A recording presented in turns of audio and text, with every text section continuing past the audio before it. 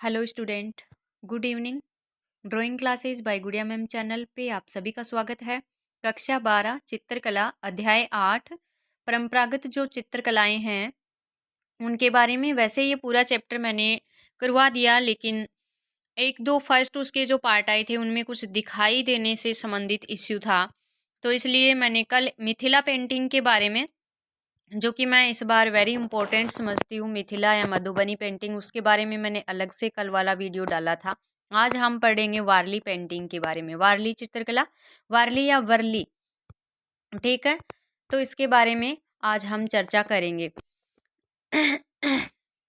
तो देखिए, वारली समुदाय के लोग थाने जिले में सह्याद्री पर्वत श्रृंखला के चारों ओर उत्तरी महाराष्ट्र के पश्चिम समुद्र तट पर काफ़ी संख्या में बसे हुए हैं। मतलब यह वारली समुदाय के द्वारा जनरेट हुई है। इसका जो उद्भव है वारली चित्रकला का, वो वारली समुदाय के लोगों के द्वारा महाराष्ट्र में। तो यहाँ आपको याद यही रखना है कि वारली जो पेंटिंग है उसका संबंध तो आप बताओगे महाराष्ट्र से, ठीक है। समुदाय पूछे तो वारली समुदाय के द्वारा जनरेट हुई है, ठीक है। अभी फिर देखते हैं कि वारली चित्रकला में होता क्या है, स्टेप बाय स्टेप देखते जाएंगे। पहले क्या करते हैं, फिर क्या करते हैं, फिर नेक्स्ट क्या करते हैं। तो सबसे पहले ये चौक बनाते हैं, चौक चित्रकला। सबसे पहला पार्ट वारली पेंटिंग का होता है चौक चित्रकला। चौक चित्रकला में क्या करते हैं ये विवाहित महिलाएं विशेष अवसरों पर कुछ महत्वपूर्ण चित्र बनाती हैं, और उसमें सबसे पहले ये चौक है चित्र तैयार किया जाता है। और वो महत्वपूर्ण अवसर जैसे वैवाहिक अवसर है, कृषि उत्पादकता का जो जश्न है, फसल कटाई का है, फसल बुआई का है, इस तरह के जो महोत्सव होते हैं, इनके अवसर होते हैं, इन पर ये चित्र हैं वो खुशी में बनाए जाते हैं। नेक्स्ट फिर देखिए क्या होता है, चौक चित्रकला बनाने के बाद में और फिर ये लोग नेक्स्ट मातृ देवी पाला घाट का चित्रण करते हैं, जो कि इनकी एक महत्वपूर्ण मातृ देवी होती है। तो देखिए चौक का प्रभुत्व, चौक चित्रकला सबसे पहले स्टेप था। फिर उसका प्रभुत्व मातृ देवी पालाघाट की आकृति के साथ ये करते हैं।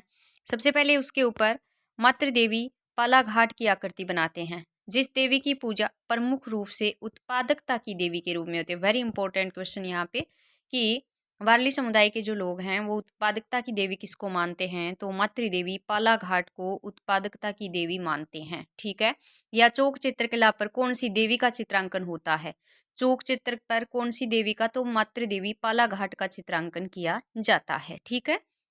और वह फसल की देवी का प्रतिनिधित्व भी करती है। इसको उत्पादकता की देवी, फसल की देवी मानते हैं। उस देवी को एक छोटे चौकोर फ्रेम में बनाते हैं और उस फ्रेम को बाहरी किनारों पर नुकीली लकड़ियों से सजा देते हैं, और जो हरियाली देव अर्थात पेड़ पौधों से रेखाओं से के प्रतीक होते हैं, ठीक है। पेड़ पौधों के या देवताओं के प्रतीक होते हैं। यानी जो चौक निर्माण किया, सबसे पहले चौक बनाया महिलाओं ने, उसके बाद में उस चौक के ऊपर एक चौकोर फ्रेम बना देती हैं। उस फ्रेम में मातृ देवी पालाघाट देवी का चित्र बनाना जरूरी समझते हैं, क्योंकि इनके ये जो मातृ देवी है पालाघाट देवी है, ये है वो फसल उत्पादकता की देवी मानते हैं, इनको फसल की देवी का देवी मानते हैं। तो इसकी पूजा ये सबसे पहले करते हैं। और फिर जो मातृ देवी पालाघाट का चित्र बनाया उसके चारों ओर जो बाउंड्री है ना, वहाँ पर नुकीली लकड़ियों से सजा देते हैं। उन लकड़ियों को सजाना क्या मानते हैं कि हरे हरे पेड़ हैं या पौधों की देवताओं के प्रतीक, मतलब देवी के चारों ओर देवता खड़े हैं, ऐसे प्रतीक रूप में अपने मन में कल्पना करके और बना देते हैं। थर्ड स्टेप क्या होता है इस वारली पेंटिंग में, चलते हैं। तीसरा क्या है, तीसरा है पंचशीरीय देवता का चित्रण। सबसे पहले चौक तैयार किया, उसके बाद में मातृ देवी पालाघाट देवी का चित्र अंकित किया, और तीसरा पंचशीरीय देवता का चित्रण करना। देवी का रक्षक, जो देवी थी पालाघाट देवी, उसके रक्षक के रूप में इसको बनाते हैं। देवी के रक्षक एवं सिरवहीन योद्धाओं के रूप में दर्शाए जाते हैं। इनके सिर नहीं बनाए जाते, केवल उनकी धड़ बनाई जाती है, और इनको घोड़े पर सवार बनाते हैं या फिर उस देवी के पास खड़े बनाते हैं ये। यानी ये दिखाना चाहते हैं कि ये जो पंचशीरीय देवता हैं ये पालाघाट देवी के रक्षक हैं। उनके चारों ओर इनको घोड़े पर बिना सिर के बनाते हैं। उनकी गर्दन से 5 दाने अंकुरित होते हुए दिखाते हैं। मतलब सिर्फ धड़ का चित्र बना करके सर नहीं बनाते। पालाघाट देवी का जो चित्रण किया उसके चारों ओर बना देते हैं। यानी ये दर्शाना चाहते हैं, ये शो करना चाहते हैं कि पालाघाट देवी के ये रक्षक हैं, सिरविहीन योद्धा हैं, और घोड़े पर सवार हैं और उनकी गर्दन से जहाँ पे इनके सर नहीं है वहाँ से 5 दाने अंकुरित होते हुए ये दिखाते हैं और इसलिए इनका नाम पड़ गया पंचशीरीय देवता। ठीक है। और इन्हें खेतों के रखवाले के रूप में माना जाता है और इन्हें क्षेत्रपाल भी कहा जाता है। ये इंपॉर्टेंट है। ठीक है। पंचशीरीय जो देवता हैं उनको क्षेत्रपाल यानी खेतों के रखवाले, पालक, रक्षक इनको माना जाता है। ठीक है। सबसे पहले चौक पूरा था, उसके ऊपर पालाघाट देवी मातृ देवी को अंकित किया था। फिर पंचशीरीय देवता जो कि पालाघाट देवी के रक्षक हैं उनको बनाया, उनको गर्दन विहीन बनाया। उनकी गर्दन से 5 दाने अंकुरित होते दिखा देते हैं जिसे इन्हें पंचशीरीय कहते हैं। इन्हें खेतों के रक्षक के रूप में माना जाता है, इसलिए उन्हें वहाँ के जो लोग हैं वो क्षेत्रपाल के रूप में भी या पंचशीरीय देवता के रूप में इनकी पहचान होती है। 4 स्टेप क्या होता है देखते हैं आगे। नेक्स्ट क्या करते हैं फिर वारली चित्रों में पालाघाट का केंद्रीय भाव। पालाघाट का केंद्रीय भाव मतलब इनके केंद्र में और क्या बनाते हैं तो देखिए पालाघाट का केंद्रीय भाव हर रोज के जीवन के दृश्यों से घिरा हुआ रहता है। मतलब दैनिक जो क्रियाएं हैं उनके चित्र बना देते हैं। शिकार के दृश्य जैसे मछली पकड़ने के चित्र, खेती के चित्र, नृत्य के, जानवरों के, पुरानी कहानियों के चित्र। उन चित्रों में ये लोग है ना वहाँ जहाँ रहते हैं ना मुंबई के उस व्यस्त जीवन के चित्र भी होते हैं जिन्हें वारली समुदाय के लोग अपनी ओर हर रोज नोट करते हैं, देखते हैं। तो ये हो जाते हैं डेली का जो रूटीन है वो भी इन चित्रों में ये बना देते हैं। जहाँ अपने चारों ओर जो भी व्यस्तता लोगों की देखते हैं, जो भी लोगों के काम वाम जो भी देखते हैं वो सारे यहाँ पे चित्रित ये लोग कर देते हैं। नेक्स्ट फिर देखते हैं इसमें वारली चित्र बनाने के साधन एवं कारण। तो इन चित्रों को पारंपरिक रूप से लोगों के घरों की मिट्टी की बनी हुई रंगीन दीवारों पर चावल के आटे से बनाया जाता है। अब ये माध्यम हो गया चित्र बनाने का।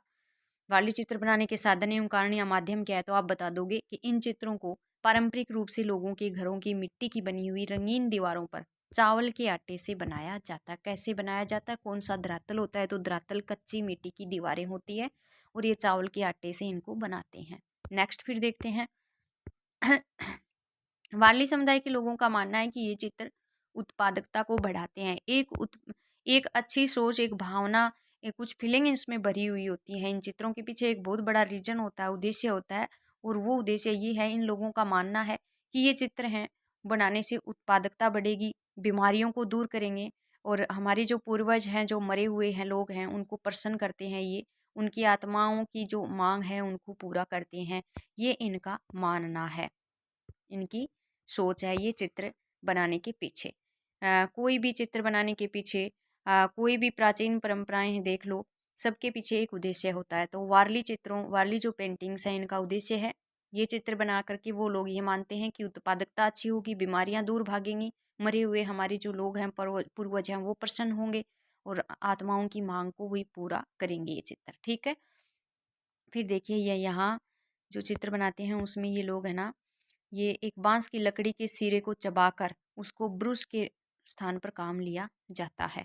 अभी तो आजकल मार्केट में बहुत सारे ब्रश आते हैं, किसी भी प्रकार के ले लो चाहे, लेकिन ये लोग क्या करते हैं एक बांस की लकड़ी लेके उसके एक सिरे को चबा लेते हैं। जैसे बार बार चबाते हैं, जैसे नीम का जो दांतुन करते हैं तो उसको जब बार बार चबाते हैं तो वो ब्रश का रूप ले लेता है ना, वैसे ये बांस की लकड़ी को आगे से चबा करके और फिर ब्रश के समान बन जाता है तो उसको ब्रश के स्थान पर काम में ले लेते हैं। तो ये हमारी थी वारली पेंटिंग, बहुत ही इजी है और मैं इसको इस बार वेरी इंपॉर्टेंट मान के चल रही हूँ। वारली है, मिथिला है, गोंड है, ये तो गोंड भी छोटी सी आज कर ही लेते हैं। गोंड के बारे में थोड़ा सा मैं आपको बता दूं, ये देखिए छोटी सी है, बस इतना ही है गोंड चित्रकला। तो जो गोंड चित्रकला है ना मध्य प्रदेश की है, मध्य प्रदेश की है। इसका दूसरा नाम है ना वो सवारा चित्र भी है, इसका दूसरा नाम सवारा चित्र भी है। गोंड का दूसरा नाम सवारा चित्र। मध्य प्रदेश के गोंड समुदाय के लोग प्रकृति की पूजा करते थे। गोंड यहाँ पे गोंड है, थोड़ा सा मिस्टेक हुआ है लिखने में। गोंड कला में पूजा पाठ से संबंधित ज्यामितीय रेखांकन झोंपड़ियों की दीवारों पर बनाई जाती है।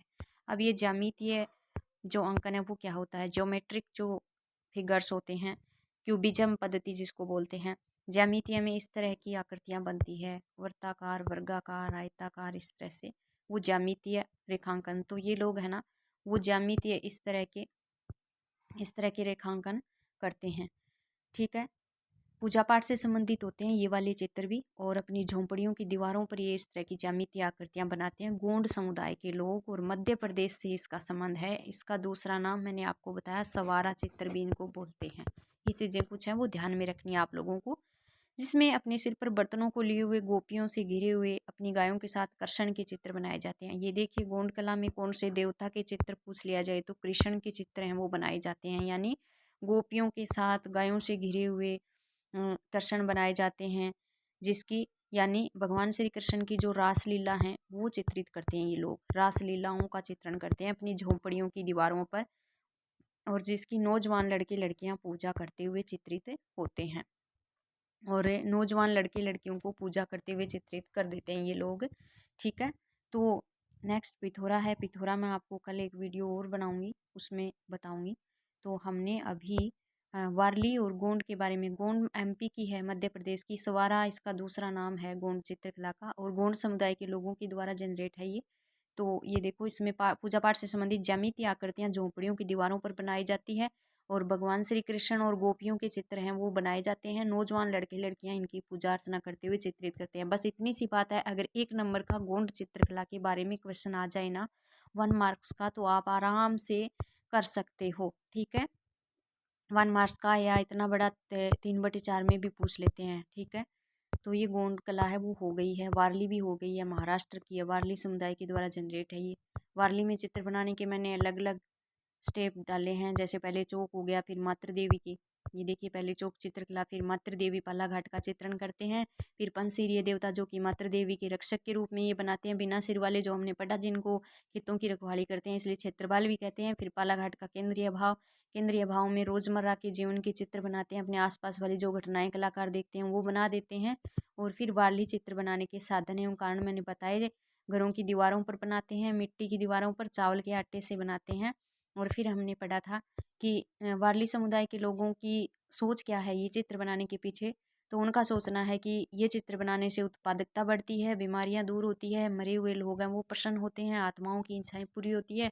और अगर पूछे कि वारली समुदाय की जो वारली पेंटिंग में ब्रश है वो किस तरह की होती है, तो बांस की लकड़ी के एक सिरे को चबा लेते हैं और फिर ब्रश के रूप में काम में ले लेते हैं। गोंड वाली मैंने बताई दी, एमपी में है। गोंड समुदाय के द्वारा ज्यामितीय आकृतियां बनती है झोंपड़ियों की दीवारों पर। कृष्ण गोपियों की कृष्ण की लीलाएं बनती हैं, और नौजवान लड़के लड़कियां इनकी पूजा करते हैं। तो आज वारली और गोंड 2 मैंने एक्सप्लेन कर दिया है बहुत ही आराम से, इजी तरीके से। एक बार आप सुनोगे आपको याद हो जाएगा। आप नोट्स बना लीजिए ये एक्सप्लेशन, और आप अपनी बुक वाले लेसन में मिलान करके देख लीजिए कितना इजी वे में मैंने आपके लिए मटेरियल है वो प्रस्तुत किया है आपके सामने। तो बहुत ज़्यादा फ़ायदा आपको होगा। मेरा उद्देश्य यही है कि आपको अच्छे से याद हो जाए और आप एग्ज़ाम में पूरे से पूरे नंबर लेके आएँ। लाइक, सब्सक्राइब, धन्यवाद।